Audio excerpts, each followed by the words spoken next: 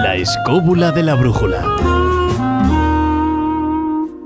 Jung, realmente el concepto de cuando ahora hablamos de el lado místico, psicológico, espiritual, de la alquimia, fue él el que saca ese dato y empieza a hablar de ese concepto. Anteriormente hay un par de referencias muy extrañas, una de Ethan Allen, otro de Herbert Silverberg, o sea, estamos hablando uno finales del 19, otro en 1914, pero en realidad el concepto como que la alquimia era un proceso de elevación del espíritu, la debemos directamente a Jung. Jung diferencia claramente dos cosas. Primero tenemos el proceso alquímico de elevación espiritual y luego tienes un proceso material, que a él no le interesa, que quede claro desde el primer momento, porque es un proceso para conseguir en un momento determinado lo importante, que es la elevación espiritual del alquimista. ¿Por qué se hace un proceso material? Pues todos los procesos más o menos místicos tienen sus técnicas de relajación, de control corporal, de en un momento determinado técnicas de alimentación o procesos más o menos estáticos. Y toda esta técnica material, por decirlo de alguna manera, serían lo mismo que esas otras actividades que se puedan hacer pues dentro de lo que es la elevación oriental o en las raíces directamente dentro de lo que sería el sufismo. O sea que estamos hablando de que para Jung, en realidad, la alquimia no es nada más que una evolución más allá del gnosticismo y que iría hacia la figura del autoanálisis propio, semejante al que se hacía en el psicoanálisis. Claro, o sea, él lo que hace es entrar en esos procesos, digamos, filosóficos y esotéricos, ¿no? Partiendo desde el conocimiento, ¿no? Que les permitía esa búsqueda espiritual. Efectivamente, lo cierto es que para Jung realmente él tiene una imagen, en un sueño él se ve como un alquimista, y a partir de ahí él empieza a buscar en esta filosofía algunos conocimientos o algunos datos que le permitieran entender. Claro, se encuentra con la característica de que él en ese momento está, pues bueno, leyendo El secreto de la flor de oro, que había descubierto un amigo suyo, Richard Wilhelton, y en él encuentra referencias simbólicas de la elevación del ser humano a nivel oriental y le recuerdan los viejos dibujos de los tratados alquímicos.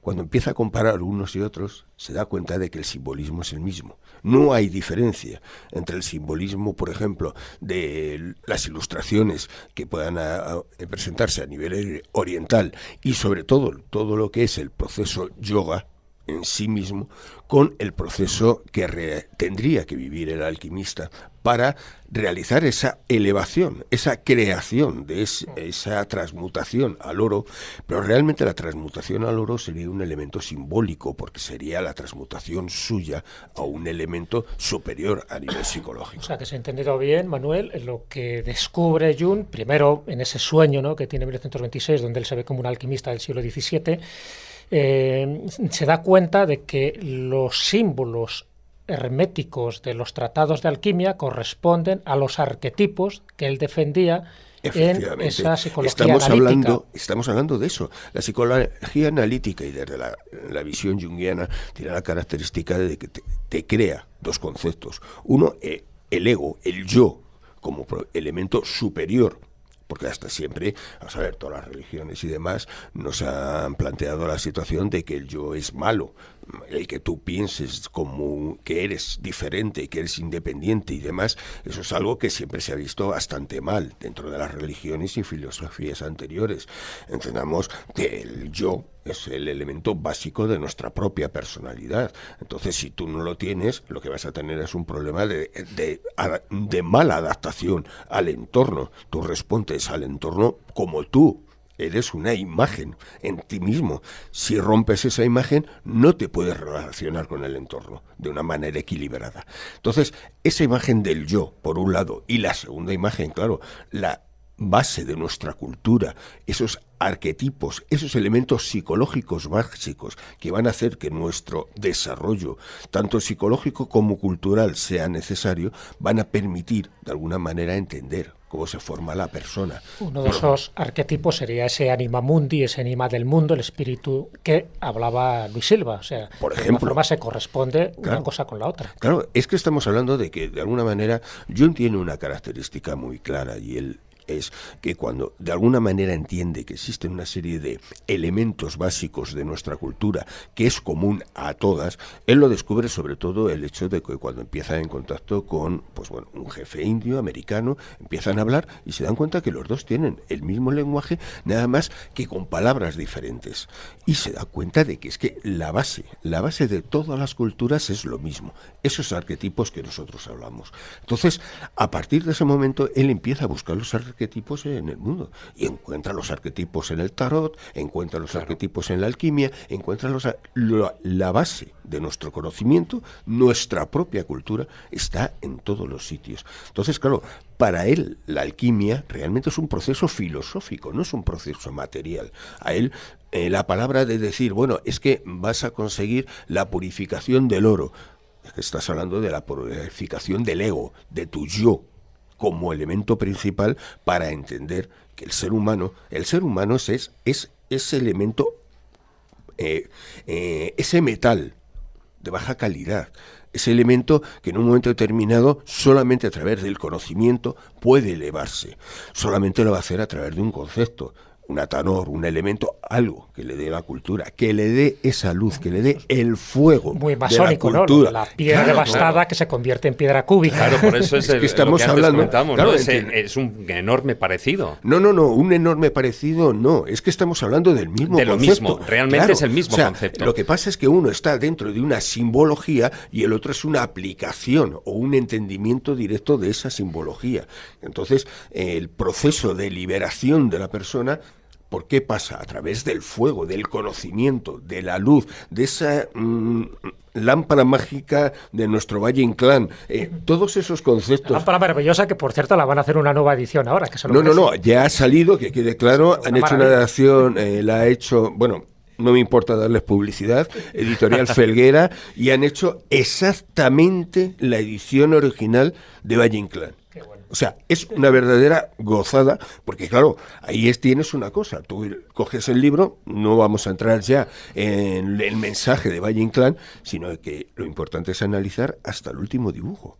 Porque claro, la simbología de estas cosas no muchas veces no estaba en la palabra, sino que estaba en la imagen, y la imagen es la que te tiene que llevar ese conocimiento de forma directa. Entonces, sin duda alguna, claro, Jung entiende ese juego directo de las imágenes orientales, las imágenes de la alquimia europea, asociaciones a otros elementos simbólicos, y todo ello le da ese concepto en un momento determinado de que nosotros, por encima de todo, nuestro desarrollo espiritual puede tener una propia filosofía en sí misma, que es directamente eso. Antes hablábamos de Marcel Eliade. Marcel Eliade, cuando habla del alquimista y del herrero, en realidad está siguiendo la misma línea pagana, claro, porque los herreros eran los verdaderos creadores. El hombre pasa a ser importante a través de ¿qué? De la metalurgia, lo que les enseñan los dioses. Claro, de esa manera, ese concepto de Gustav Jung sería que, de la misma manera como el oro es obtenido a través de la transmutación, o sea, de la materia a través de la alquimia, nuestra psique, que permanece en esa oscuridad, pues tiene que ser sacada a la luz a través de esa enseñanza. Claro. Vamos a ver, cuando tú hablas del proceso alquímico, todo se habla sublimaciones, transmutación, elementos que directamente lo que te están hablando es de una elevación de los elementos materiales, pero en realidad lo que estás hablando es de otro concepto, la elevación. O sea, cuando hablamos de la sublimación, que por ejemplo se hablaba en su momento como la base para el oro alquímico, en realidad lo que estabas hablando era un concepto casi de similitud mágica. La sublimación que hacía, sacar lo mejor de los minerales, que era conseguir ese oro alquímico encima.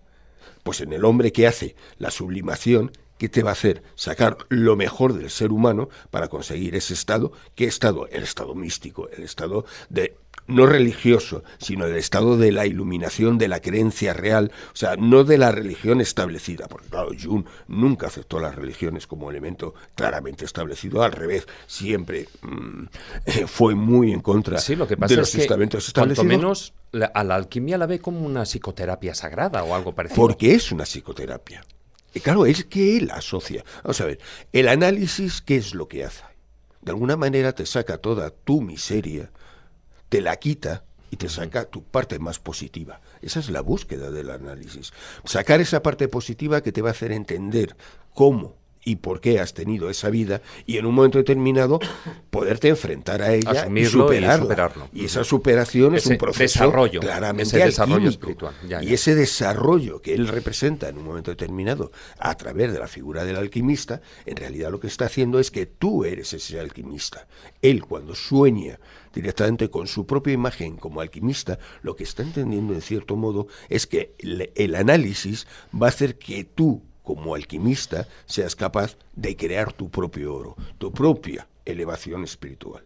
Y ese es un concepto que, claro, hoy hablamos directamente mucho de ello y demás, no sabemos de dónde nace. Buscamos a veces, hasta, bueno, la mayoría hoy se quiere buscar una base un poco en la nueva era y todas estas cosas. No, estamos hablando de 1944. O sea, Sí. de un completo genio que supo entender mucho lo que era la psicología propia de las personas.